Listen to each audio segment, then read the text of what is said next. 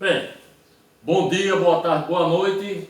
Você que está conosco agora no seu RC Roda de Conversa, o especial 2019, o Fora Bolsonaro 2020. Esse é o programa que nós vamos fazer aqui dando um balanço. Estamos com um convidado ilustre, o nosso Donato, né?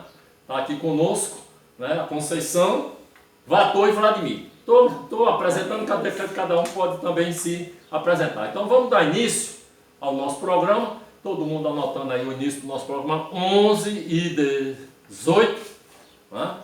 11 e 18, nós vamos ter 33 minutos de conversa aqui. Na primeira etapa podemos fazer uma segunda parte e ter a terceira parte do programa, já que esse programa é especial. Primeira questão que nós vamos socializar aqui o debate, a opinião, é a eleição fraudulenta de 2018, junto com o governo fraudulento e fascista. E porquê das grandes mobilizações do primeiro semestre e da desmobilização do segundo semestre do campo popular, do campo de esquerda. Então tivemos um ano para fazer um rápido comentário sobre essa questão. Eu concluo a minha participação dizendo: esse processo que foi fraudulento gerou um governo fraudulento e fascista que cometeu inúmeras, daqui a pouco a gente vai ver. O que é foco desse momento é justamente porque das grandes mobilizações no primeiro semestre parecia que ia haver uma grande movimentação e depois foi desaquecendo, né? Então, o campo progressista desmobilizou, na verdade, as manifestações, a pressão, né? E não se chegou a uma contundência do Fora Bolsonaro, apesar dos absurdos. Mesmo a soltura de Lula, que a gente vai ver daqui a pouco, foi feita ainda dentro de um clima de pouca pressão, de pouca mobilização. Com você, quem é que se... Vamos lá, o tempo é pouco, o Vladimir já acabou, não vai falar mais, ele já disse, já concluiu. Então, você, a Conceição. Desejar para vocês boas festas, né, e começar já direto na pauta, eleições de 2018. O que nós vimos, na verdade, pelas revelações do The Intercept, vocês sabem que existiu uma operação, como existe até agora, chamada Operação Lava Jato. Essa operação constituiu um núcleo de investigações sobre a corrupção na Petrobras. E por conta disso houve o surgimento do personagem juiz da 13ª Vara de Curitiba, o famoso Sérgio Moro, o juiz justiceiro, aquele juiz que era controlador do Ministério Público, do Deltan Dallagnol, que na verdade não era o chefe da força-tarefa, o chefe verdadeiro era o Moro, portanto, havia por parte do juízo a suspeição, porque ele dirigia a acusação ao passo que ele mesmo ia julgar. É esse juiz que, depois de prender Lula, 6 meses depois, ele se torna ministro da Justiça do governo Bolsonaro. Então fica demonstrado aí claramente que o juiz, enquanto juiz, e foi arruída essa suspeição, que está sendo esperado o julgamento no STF, o juiz ele foi parcial, ele atuou tanto na acusação como no julgamento do processo do ex-presidente Luiz Inácio Lula da Silva. A consequência disso é que ele prendeu o presidente Lula, que teve um julgamento rápido em segunda instância, né? E a partir daí Lula passou mais de 500 dias preso. Isso fez com que ele não pudesse dar entrevistas, ele foi proibido de dar entrevistas pelo ministro Luiz Fux e não pôde participar ativamente da campanha de Fernando Haddad. Mas mesmo assim, Fernando Haddad foi para o segundo turno e houve durante esse período 6 encontros dito pelo Bebiano, o ex-presidente do partido do Bolsonaro, né, e do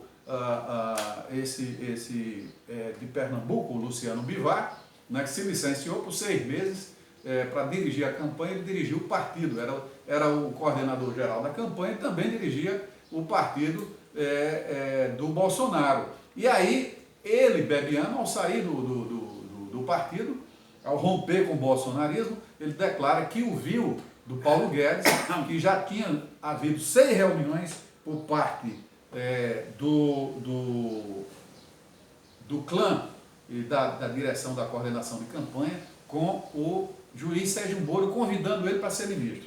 Então, claramente, Ele é juiz ladrão, como disse o deputado Glauber Braga na cara dele. Moro é um juiz ladrão que vendeu uma sentença para ser ministro da Justiça e para uma futura vaga no STF. Com relação às mobilizações, a gente fala um pouco mais. O ponto que você falou aí, Vladimir, que é sobre por que a mobilização, 6 meses com mobilização, e depois se parou, não é isso? Agora, a eleição fraudulenta, o governo fraudulento e as grandes mobilizações e não mobilizações. Eu acho que o Vator falou bem aí sobre essa questão, né? Primeiro, quero desejar a todos um feliz, né? Um feliz 2020 de luta, tipo, um 2020, né? Desejando paz na terra, né? E um 2020 de fogo no fascistas. Isso é o que a gente tem que pensar, como é que a gente vai agir em 2020. Porque essa discussão da gente ter tido 6 meses de manifestações e grandes manifestações, né, de até 1 milhão de pessoas na rua, contra esse fascismo que está no Brasil. E por que não o outro semestre? Eu só tenho uma resposta, é medo da esquerda.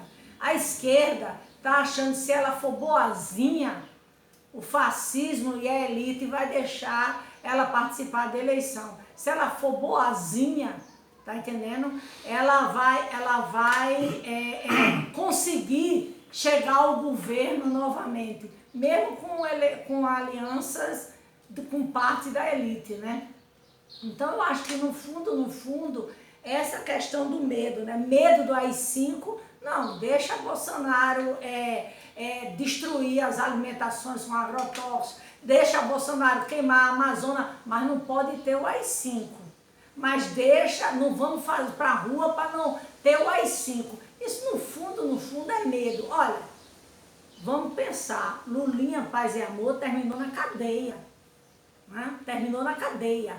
Para essa elite podre que está aí, que botou esse bobo da corte, que é o Bolsonaro, que é um fascista, que é o exemplo de defensor de torturas, né?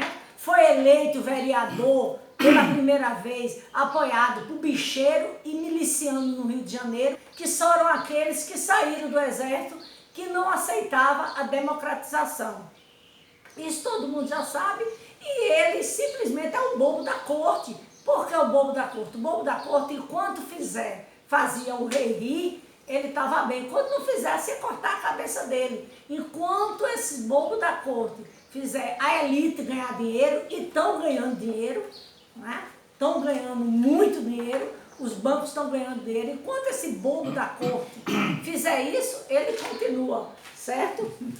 E Vladimir já quer botar... Que você conclua. Que eu conclua. Eu queria que vocês depois assistissem. Se Vator não falou mais do que eu. Porque é uma sensação de que Vator, porque eu ainda tinha outros pontos aqui para falar, certo? Falei não. Que essa questão do meio do ano era aquele medo, não vamos para a rua, senão o STF não vai votar para Lula ser solto. Não é? É sempre medo. E medo é o que os fascistas sabem que o povo, eles trabalham, a maior arma dele é trabalhar com medo. Medo do povo. E o medo da esquerda não vai dar em nada, vai dar mais um ano com tanta desgraça nesse país, com essa miséria aí desse fascista bobo da corte aí no poder e a elite crescendo e mamando e morando fora do Brasil. Morando fora do Brasil. Olha, eu estou convencionando aqui 3 minutos para cada um, aproximadamente. 3 minutos. Eu vou marcar, eu vou. A primeira rodada, 3 minutos, a segunda, 3 minutos. Então, para a gente ir socializando e parecendo de fato uma roda de conversa. Né? Então, nós estamos com um personagem ilustre. Professor Manuel Donato. Professor Manuel engenheiro Donato. agrônomo, doutor, não é? Ele está nos prestigiando hoje aqui. Então, com você, meu camarada, a palavra. Camaradas, eu vou... A gente sabe que é difícil sintetizar, mas o esforço... Eu vou sintetizar uma boa parte do que eu já defendia na minha tese de doutorado em 2002, por aí. E vou retomar o seguinte: nós tivemos nesse processo, não podemos esquecer do rompimento brutal de um pacto de classe que se consolidou na Constituição de 1988, quando Sarney disse que era ingovernável a sociedade, e aí o Guimarães, Ulisses Guimarães, disse que ingovernável era o regime militar, uma série de coisas. Então nós estamos diante desse quadro aí. Diante desse rompimento, desse quadro, desse pacto de classe, nós tivemos um retrocesso político, econômico e social de calculadamente 50 anos. Costumava-se dizer que Juscelino construiu o Brasil, ia construir coisas no Brasil de 50 anos em 5. O Márcio Postman, numa das suas palestras, diz que os neoliberais destruíram 50 anos em pouco mais de um mandato de Collor e de Fernando Henrique. E daí nós caímos, conquistamos a eleição do Lula, entramos no período do Lula Dilma, em que, todo mundo sabe, nós tivemos construção de 20 universidades, onde o anterior não construiu nada, retirada de 40 milhões de pessoas da linha de miséria, o Brasil saiu do mapa da fome, uma série de coisas que foi pago a dívida externa do Brasil, uma série de avanços, como o pré-sal, por exemplo, que o governo do Estado investiu pesadamente no pré-sal. O país se tornou uma das maiores potências mundiais.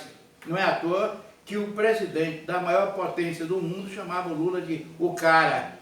Então isso cria muita inveja. Pessoas que só andavam de caminhão e de ônibus passam a andar de avião. Uma série de coisas assim. Então nós temos que retomar tudo isso aí, esquecer a ilusão de classe que o Lula foi e o PT, né, foi envolvido. Foi uma ilusão de classe achar que a direita ia abrir mão quando, com esse rompimento do pacto de classe que o pessoal colocou aí com o golpe do impeachment de Dilma, nós tivemos o aprofundamento das reformas neoliberais que não está acontecendo aqui no Brasil, está acontecendo na França, estão lá os coletes amarelos, lá mostrando lá, está no mundo inteiro. E nós temos que, aí o Vladimir já colocou bem, a Conceição já falava aí, nós temos que voltar para a rua. Nosso lugar é na rua.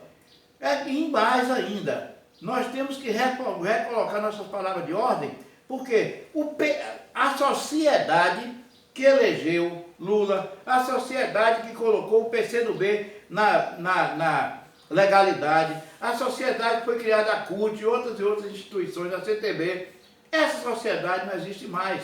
Nós temos que ter novas bandeiras de luta, incluindo entre elas uma possibilidade da gente armar o povo, não só ideologicamente, porque nós estamos diante de uma tremenda crise de ideologia, mas de outras formas também de armas que possam responder aos brutais ataques que nós estamos vendo aí, com a possibilidade da volta do integralismo, do fascismo, que todo mundo tem assistido aí, e não podemos ficar assistindo a esse braço cruzado. Pois é, e lembrando aqui aos nossos internautas, o seu RC Roda de Conversa está realizando hoje o especial 2019, Fora Bolsonaro 2020. E são 5 tópicos que fica com a gente, dá o like, inscreve no nosso canal, dá essa força, dá essa participação, né? E fica com a gente, porque são 5 tópicos, cada um vai falar uma rodada aqui para cada tópico. Esse a gente começou agora, o programa começou agora, nós vamos entrar agora no segundo tópico, que é um ano de desgoverno, né? Um ano de desgoverno que nós vamos examinar, certo? E começando esse processo, né, eu quero dizer que a gente levantou aqui a destruição da nossa indústria, o desmonte da economia nacional, retrocessos sociais de toda a natureza, carestia de vida, a gasolina está no preço que está, né? O gás está no preço que está, a carne, os retrocessos sociais tiraram o salário, tiraram renda, Amazônia. carestia, violência contra os pobres, contra os negros, contra as mulheres, contra os gays, contra as lésbicas, tudo aumentando, né?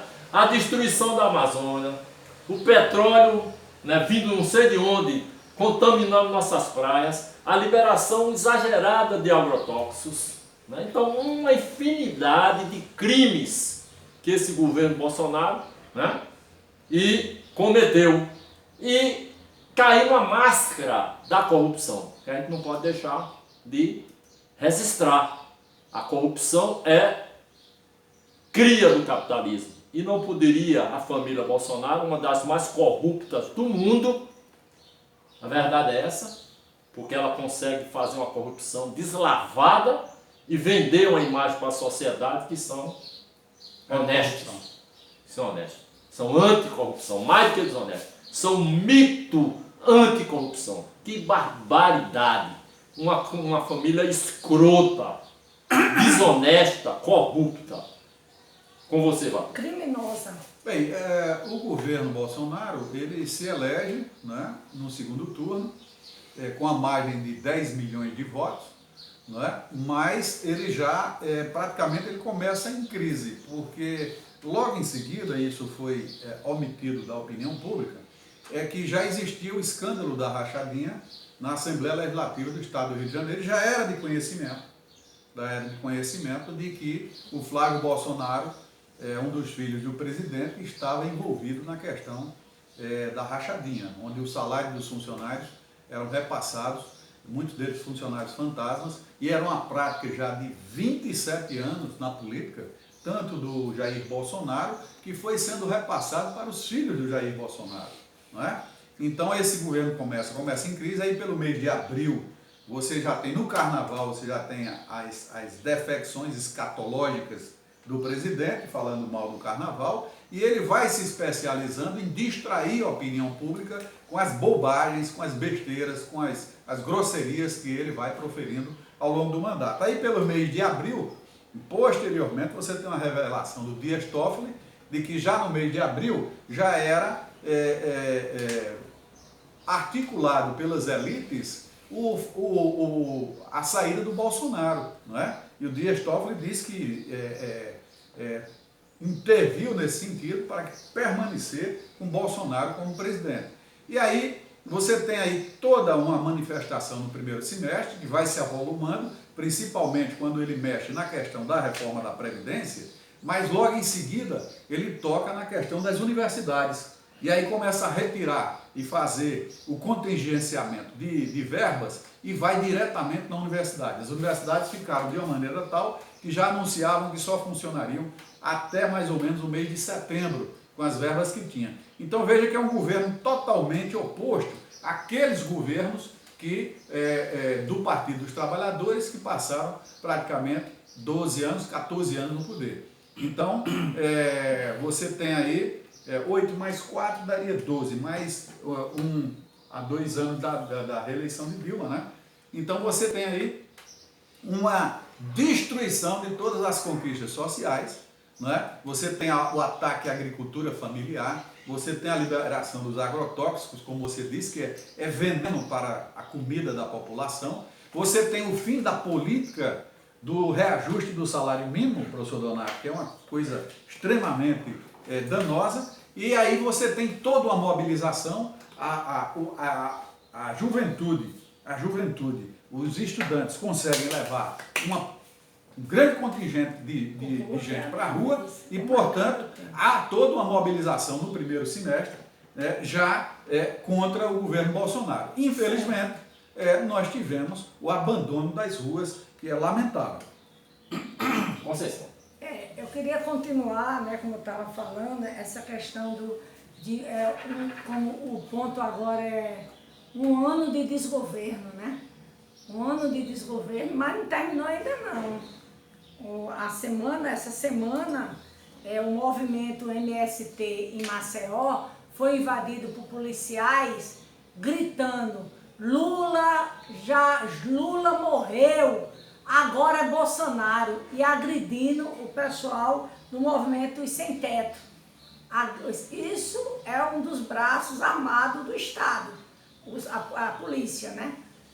Gritando exatamente isso. E o que é que nós das esquerdas estamos fazendo? Não, não é bem assim não. Não é bem assim. Aí vem aquele aparecendo na televisão, que é os verdes, como é o nome? Os Camisa verde. integralistas, camisa verde. Não, isso é um grupinho. É sempre o medo de combater a questão de classe que essa esquerda está. É sempre o medo. Sempre não querendo combater o que está acontecendo no Brasil. Parece que é aquela eterna paz e amor. Paz e amor e está sendo morto. As pessoas estão sendo mortas, estão matando lideranças. Não, mas foi só ali, isso foi só uns policiais. Não, a visão fascista está na mão desses braços do Estado. A polícia tem essa visão. Ela já chega batendo para depois perguntar. Se ela parar uma moto com um cara louro lá em Tambaú, ela vai dizer, doutor, me dê seus documentos. Mas se ela para numa favela, um nego de moto, ela vai logo dando chute, jogando o cara no chão. Isso é fascismo, cara. Até quando a gente vai aguentar isso? Né? Até quando a gente vai aguentar essa imprensa mentindo? Né? Porque vamos combater o fake news, mas vamos combater o fake news. E quem vai combater a Globo? Quem vai combater a Globo dizendo, propagandeando que o Natal foi o melhor Natal dos últimos anos? A gente chega no shopping, é tudo vazio. Agora eu acredito. E nas lojas populares mais ainda, né? As lojas populares. Agora sabe por que eles disseram que aumentou as vendas? No shopping. No shopping aumentaram as vendas. Mas por que aumentaram as vendas no shopping, doutor? O aumento do dólar. Essa classe média que vai comprar roupa e vai comprar maquiagem e seu perfume importado lá nos Estados Unidos. Em Miami. Fazer feira, sacoleira de Miami. Ficou aqui no Brasil. Teve que comprar o seu iPhone pro filho no shopping daqui. Teve que comprar sua maquiagem ou seu perfume francês no shopping daqui. Não foi para Miami. Aí é claro, né? As vendas subiram. Só no shopping. Mas a Associação de Shopping Centers, os lojistas, estão contestando esse mesmo assim estão contestando. Há uma manipulação. Agora, a Globo pode dar. A Globo pode dar. A Folha de São Paulo. E quem vai combater esse fake news? Aí diz assim, não, agora vamos combater os fake news. Vladimir está mandando concluir, vamos combater os fake news dos celulares. Mas o celular é mais popular, gente. É mais popular. Eu posso fazer uma matéria, combater a hora. Quem é que vai dizer que a Globo está mentindo? Quem é que vai dizer que a Folha de São Paulo? Então, isso é uma coisa a se pensar. A esquerda, nós não podemos ser paz e amor e levar porrada todos os dias. Beleza. Camarada. E a pedra de Pedro Osmar. Então, eu dando continuidade ao raciocínio que os camaradas anteriores sobre as nossas perdas e como recuperá-las, eu dizia na minha primeira intervenção, nós rompemos com um pacto de classe. Temos que renovar o discurso. A esquerda tem que se preparar para essa nova realidade que estamos vivendo aí. Nesse sentido, eu acho que iniciativas como essa que nós estamos tomando aqui há alguns minutos, essa iniciativa muito interessante, que outras e outras estão, 247, uma série de outros aí, temos que ter alguma coisa mais efetiva. Efetivo quer dizer o seguinte, voltar às ruas, que Castro Alves já dizia, a Praça do Povo. Então, se é a Praça do Povo, nós temos o direito de ir à praça. Claro que nós vamos enfrentar as adversidades quando nós chegarmos lá na praça, porque Em 2013, as pessoas iam para a praça mascarado, quebrando vidraça, fazendo tudo, só que não se percebia ainda que era um movimento que se apropriava do direito de ir para a rua, mas o direito de um tal de, um exemplo que eu estou colocando aqui, uma instituição chamada Atlas, que tem hoje, tinha 3, agora tem 30 think tanks, pessoas que pegam as ideias do Império, já dizia o Boaventura Santos, cientista político, sociólogo, pega as ideias do Império, massificam em elementos como o pessoal do MBL, e aí que essas coisas que antes só aconteciam nas ruas, hoje está acontecendo no interior dos latifúndios, através de quem? Dos pastores protestantes, que estão muito bem alimentados hoje, estão sendo com a barriga cheia de dinheiro aí, sem pagar imposto, né? Sem pagar imposto, e esse pessoal está jogando solto. Nós temos que ir para a rua, temos que ocupar também nosso espaço, que já está, não ficar somente, não somente na luta pela institucionalidade. A institucionalidade é de ver o próprio Lenin.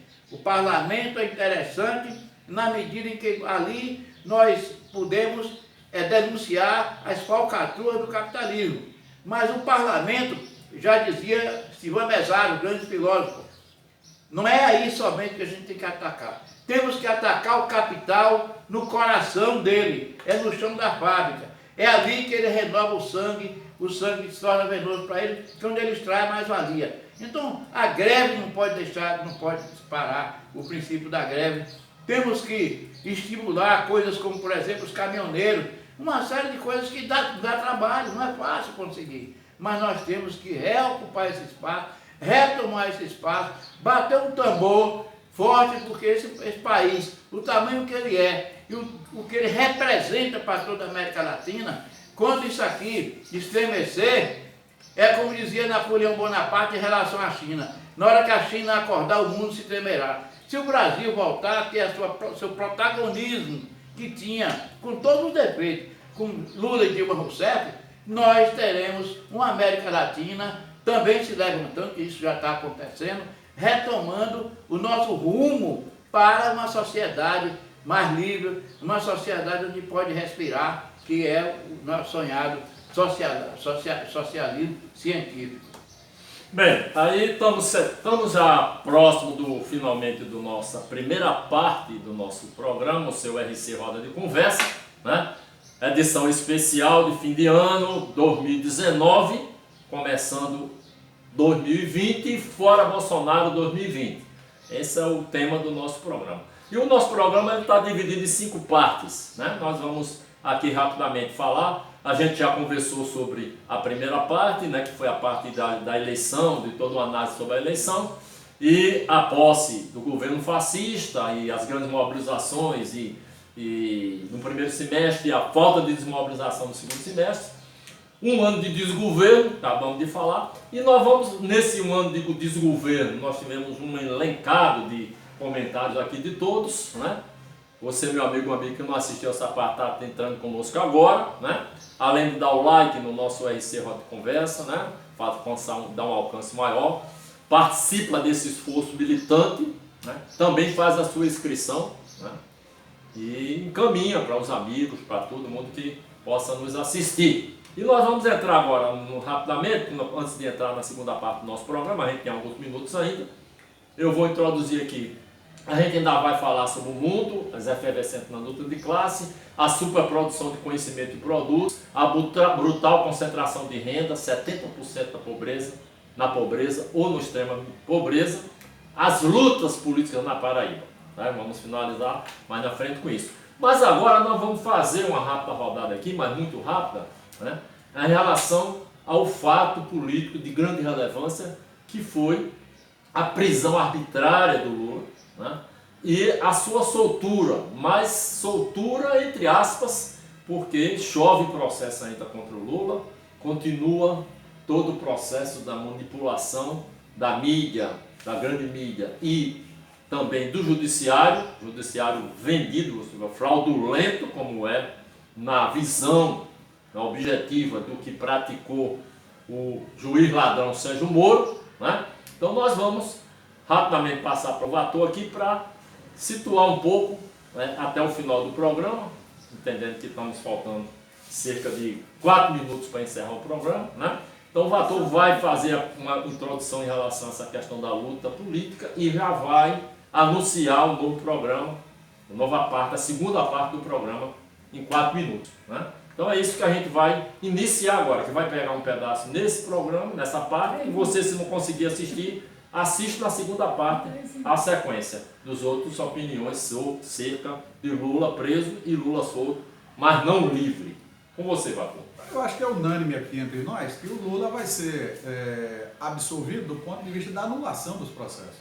O juiz Sérgio Moro é um juiz arbitrário, é um juiz que tomou partido e, portanto, o Supremo vai julgar a parcialidade dele como um juiz parcial e vai anular os processos. Isso está claro. O que se coloca agora é a questão de novos processos que tentam iniciar para tentar impedir uma possível candidatura de Lula em 2022. Mas os processos são nulos, está muito claro. Isso aí não há o que se discutir. A maioria no Supremo entendeu da soltura dele na segunda instância e vai entender também da parcialidade do juiz Sérgio Moro. O juiz Sérgio Moro virou ministro da Justiça porque vendeu uma sentença e desconsiderou, por exemplo, a questão do foro. O foro não era Curitiba, o foro era São Paulo. Não existe nenhum registro, nenhuma prova de que o Lula seja dono do triplex. E o juiz disse que era, né? E isso não existe. Então, baseado em tudo isso, os processos serão anulados, voltarão para, na minha opinião, para São Paulo, né? O caso do triplex e o caso do sítio de Atibaia, o foro é São Paulo, e vai começar lá as instruções a partir de São Paulo. Então, com relação a isso, eu não tenho dúvida. Agora, ficou preso mais de ano, né? Exatamente com o fito de impedir de que ele fosse candidato em 2018. A intenção da prisão de Lula era tirar ele da disputa e, portanto, nesse aspecto, as eleições são eleições fraudulentas. Eu acho que, com relação a isso, é ponto pacífico para nós. O Supremo deverá julgar a suspeição do juiz Moro e os processos deverão voltar para São Paulo. Esses dois processos, embora se tente iniciar novos processos contra Lula. Essa é a minha opinião. A gente vai passar já agora para a segunda parte do programa, já começando com a Conceição falando sobre isso. Então, você pode pegar um pedaço da fala da Conceição na primeira parte e, na sequência, você vai para a segunda parte do nosso programa, né? Não esquecer do like, não esquecer daquele compartilhamento camarada e daquela inscrição camarada, né? Porque realmente precisamos crescer.